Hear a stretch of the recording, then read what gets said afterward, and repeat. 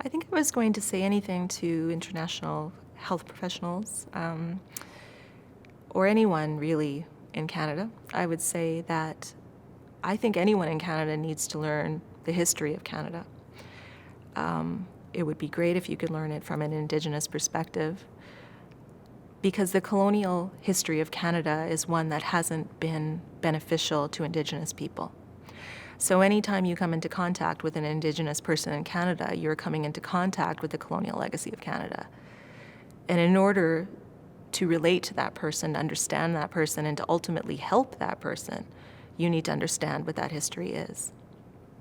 I would also say that I think reaching out and developing relationships with the Indigenous communities of the land that you work on, the territory that you work on, is really important for your own understanding and to be a better professional at whatever it is that you do.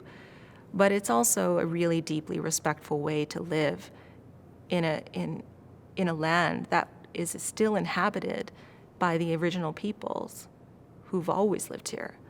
So I can't think of anything that would be negative about that. I think it can only make you a better person, a more spiritual person, a better community member, a better citizen, and ultimately better at whatever it is that you do professionally.